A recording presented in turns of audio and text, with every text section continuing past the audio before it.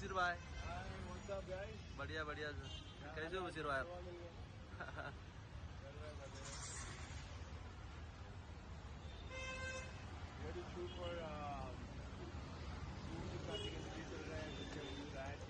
Very important day के लिए आज काफ़ी इंटरव्यूज कर रहे हैं हम। कुछ मीडिया हाउसेस के साथ इंटरव्यूज हो गए थे, हम लोग पॉज कर रहे थे, वो सारी रिव्यू कर रहे हैं।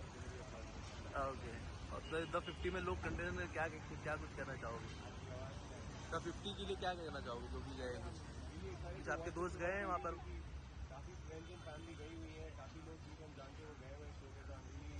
लुकिंग फॉरवर्ड की उनकी जर्नी कैसे होगी, अभी शो पे कौन कौन दिखेगा, कौन आगे तक जाएगा, देखने में बहुत मजा है। आप किसको सपोर्ट कर रहे हो फिर? सारे अपने फ्रेंड्स के साथ लगा थे, प्रिंस भाई है, हामिद है, Divya is in the house, Digvijay is there, so many people I know, so सबके लिए मेरा सपोर्ट आ रहा है।